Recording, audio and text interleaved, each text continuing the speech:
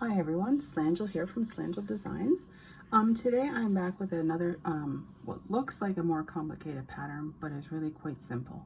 And it's a one row repeat, which everybody loves because it's quite easy to sit in front of the couch while you're watching TV and just plug away at it. So this is the basket weave one row repeat. Now this is, like I said, it's a lot more simple than it looks. This is perfect to make a blanket. It can be used in other patterns, like if you're making a sweater or such. It's great because if you are making a blanket, it's the same on both sides. There doesn't seem to be like really a front and a back look to it. So that works out great because you don't need to worry about having the right side up or whatever. This would make a lovely pattern for a baby blanket. It is adjusted worsted weight yarn with a size 5mm crochet hook. Now you could very easily, if you're using a different weighted yarn, just make sure you're using the hook that is recommended on the yarn wrapper, okay? Because you do want it to be have a nice even stitch to it, okay? So there is a multiple of 6 plus 2 in this repeat, okay? So depending on how big you want your project to be, you will go 6, 6, 6, 6 until you have it as big as you want it, and then just add 2 more to the end. So for demonstration purposes, I'm going to be using a starting chain of 38. So not a whole lot of complicated stitches. Sounds like it is, like you have your typical chain, yarn over, stitches, these are your abbreviations, double crochet. But there's back post double crochet and front post double crochet, and I'm going to show you how to do those. They sound like they might be confusing, but once you see it, it's really not. And then once you get going on it, it just kind of, it's fairly easy to move along fairly quickly with it. So let's get started on this. I'll set my sample aside. I only made the one sample because, oh, something too. You could alternate colors on, like do 1 or 2 rows of one color and then alternate again. It would make it very pretty. I've also seen sometimes people have what's called stranding their yarn so that they carry it through their work, and they do like this one, the front post might be one color and the back post might be another, so it makes like a checkerboard pattern. That's a little bit more work and a little bit more detailed. So, but if you have the skills to do that, power to you, because it would make a really, really pretty pattern. Because you could use that, if you used like a cotton yarn, you could make like a tote bag out of it. It would look really nice. All right, so I'm just using worsted weight yarn that I happen to have a lot left over from a project. So I'm going to start with my slip knot here, and I'm going to chain 38. So 1, 2, 3, 4, 5, 6, 7, 8, 9, 10, 11, 12, 13, 14, 15, 16, 17, 18, 19, 20, 21, 22, 23, 24, 25, 26, 27, 28, 29, 30, 1, 2, 3, 4, 5, 6, 7, 8. So something I will say too is in the description of the video, I'll put the link to the double crochet tutorial, as well as a link to the free PDF pattern of this, so that if you want to print it off. And I also included in the pattern some pictures just to help you along if you're getting a little stuck.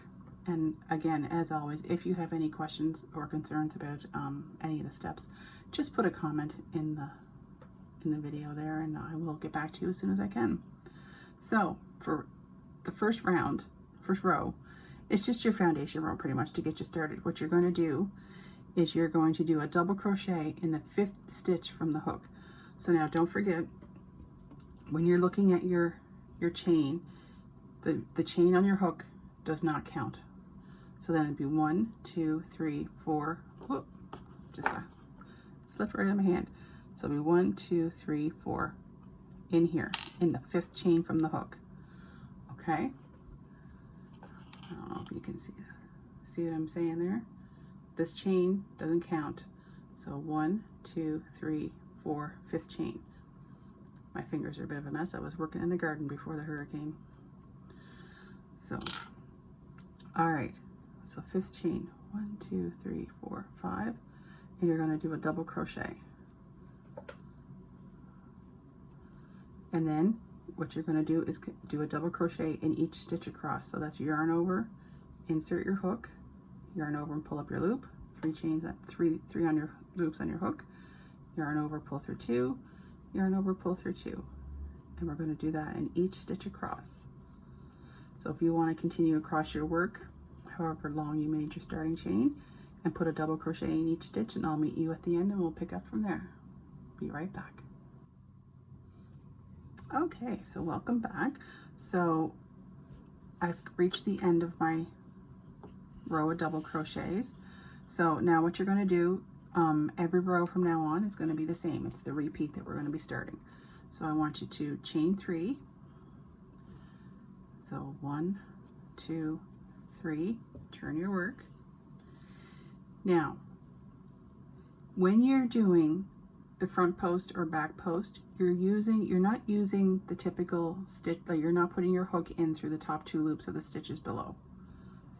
What you're going to be doing for the front post is you're going to be putting your hook in from the front around that post and come out through the other side of the post, so that the post for the front post is on your hook like that. Okay, now if you were doing the back post, you're going to be coming in from behind the work by the post, putting your hook in through so that the back of the post is like this on your hook. So for the first 3 stitches, they're front post double crochet.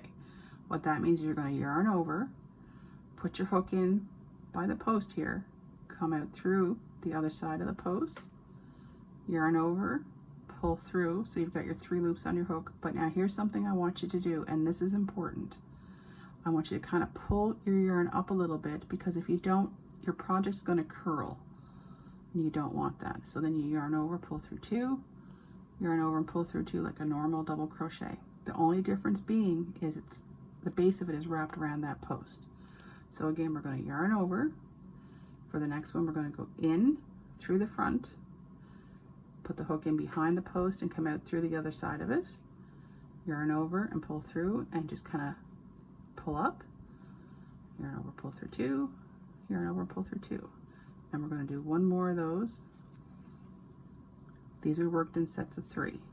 So there's our 3 front post double crochet. Okay, and the chain 3 at the beginning there counts as just a double crochet.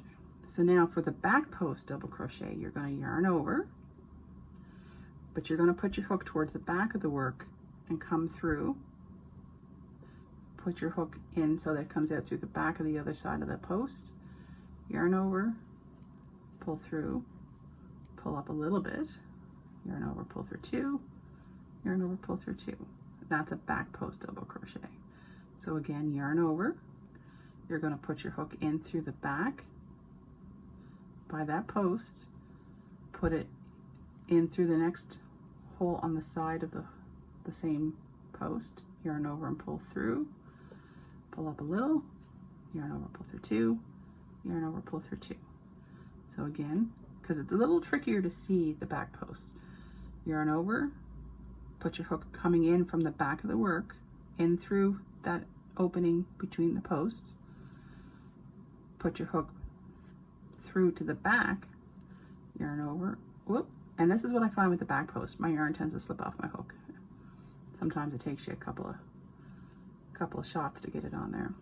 All right, so then we got your 3, and you're going to do your double crochet, and that's the 3 back post double crochets. So now we're going to go back into the front ones. So yarn over, but now we have to come in through the front, put your hook in through the back there, and back in, come back through to the front on the other side of that post, just like that. And you're going to do 3 of these again. Always remembering to pull up the yarn just a little bit so it doesn't start to buckle on you there, okay? And I did put a little note about that in the pattern on the PDF. So now we're back into the back post. So yarn over, come from the back, hook in through that opening between beside the post, in front of the post and back to the back. Pull up your yarn a little bit, do your double crochet. So once you get going on this, it goes fairly quickly. You just have to remember the 3 at the front, 3 in the back, and keep alternating. And then work your way across.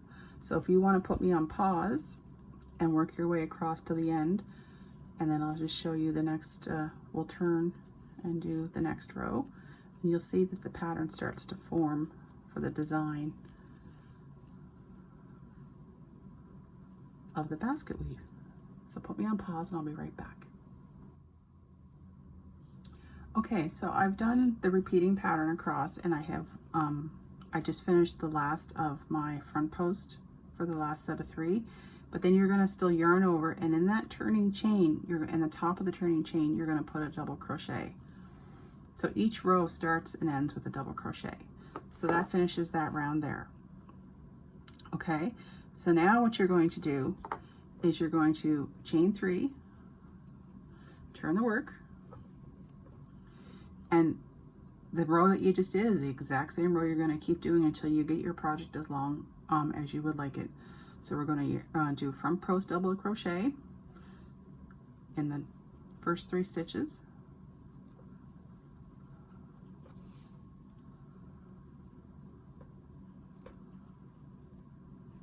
two and 3. Then you're going to do the back post double crochet. So you'll notice what you're doing is from the previous row, the front posts end up going into what now looks like the back. And now you see how these ones are towards the front? You're going to be putting a back one in those ones, which is going to give you the design of the basket being wove. Oh, see, me and these back posts off, my yarn always slips off. So if it happens to you, don't worry about it. It can be a little frustrating, but don't worry about it. You'll get the hang of it. And even after doing this many times, it's just the nature of the angle that you're crocheting at. Sometimes it makes it a little easier for it to slip off the hook. So now we're going in with 3 of the front post double crochet.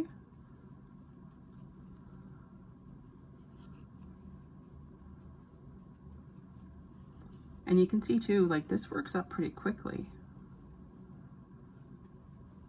And now we're going to go in with the back post.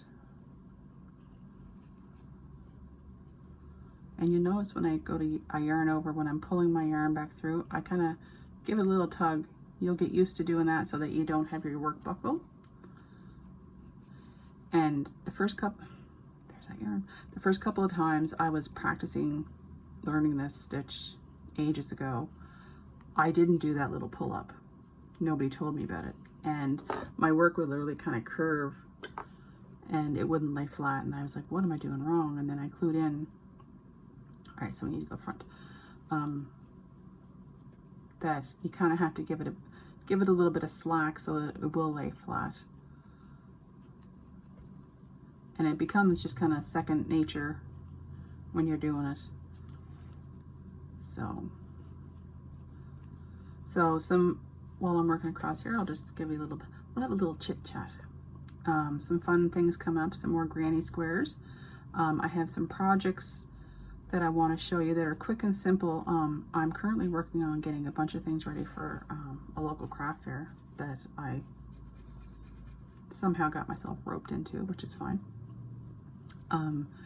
Little things that might make like nice cute little stocking stuffers if you have some folks that you do that at Christmas, or even just like nice little teacher gifts like a coffee cup cozy that helps keep your coffee warm and it's cute.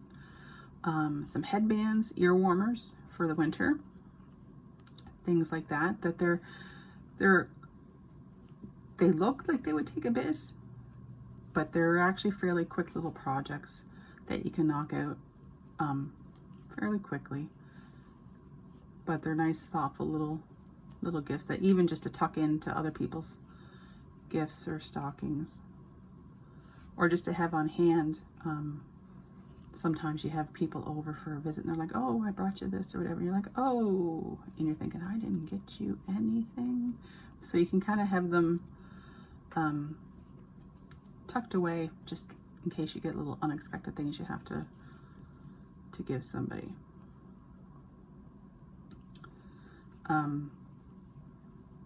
Plus, if you're interested in like attending other craft fairs that you might want to put your own stuff into, they're nice little things to have in your repertoire to make up in a fairly quick amount of time and make a number of them.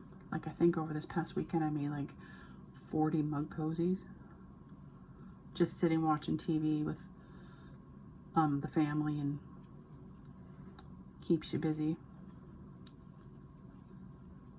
Alright, so we're at the end. So what we're going to do is we still have to put a double crochet in that top of the chain 3 turn from the row below. So there's the second row. So you can kind of see how you start to see the basket weave pattern showing up. So now you just chain 3. And you always start with 3 front post double crochets, and you keep on going across 3 front, 3 back, 3 front, 3 back, and you do that until you get to the end of the row. Chain 3 and turn and repeat that row, and you're going to just keep doing that until you have your project the size you want it. And let me know if you're having problems with this back post and the yarn slipping off your hook, because I want to know it's not just me. And also, if you want to put in the comments where you're watching from, I find that really fascinating. Not being nosy or nothing, but I'm just curious as to where all this is reaching people. And if you have anybody that you think might be interested in learning some of this stuff, feel free to share the channel with them. Lots of things coming up. I'm still trying to organize what I might do for like a stitch along. Trying to figure out what blankets we might do for that, or project. Just something fun, because I want to try to get something that would be good for all skill levels. For those who might be beginning, that it's not going to be too overwhelming, but you might still kind of learn and be able to complete the project without too much frustration. And for those who are more advanced, that it's not necessarily a challenge, but it's something that's still your skill level, and it will keep your interest, kind of thing. All right, so we're kind of cruising along here, and you can see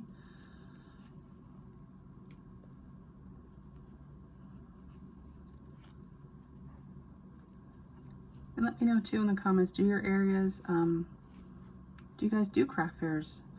I know sometimes they're a little more popular in some parts of the world than others, and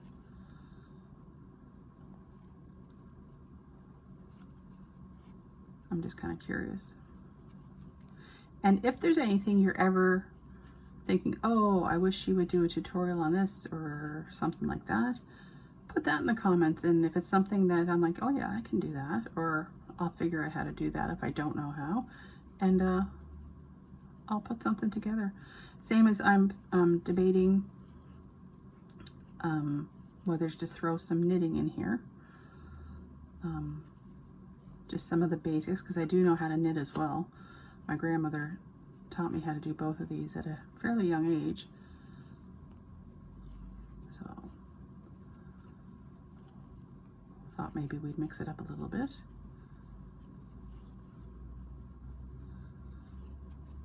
And hopefully, I know this past weekend we had the effects of Hurricane Lee here on our little island, which is why the videos were a little late getting out for this time.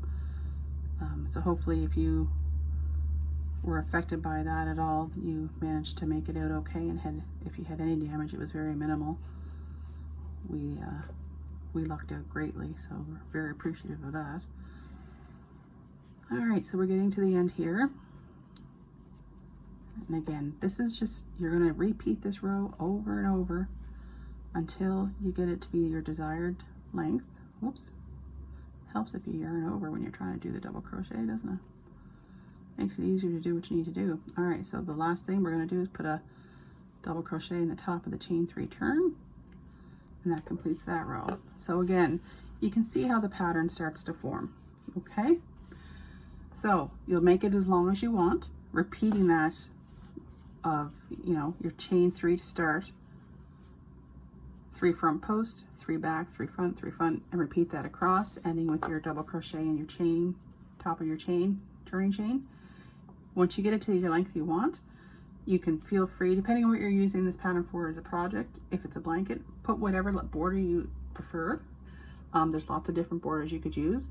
Be very pretty. I think if you were making this as a baby Afghan, the border from the pumpkin spice would be fantastic. It would be a nice little picot.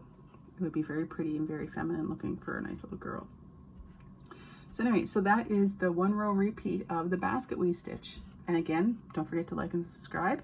And if you have any questions, please feel free to leave them in the comment section and I'll get back to you as soon as I can. And I'm going to post as well the link to the free PDF. So take care, and I look forward, if you want to post any of your work, I look forward to seeing it. And thank you for watching. I appreciate it, and happy crocheting, and I'll see you next time. Take care.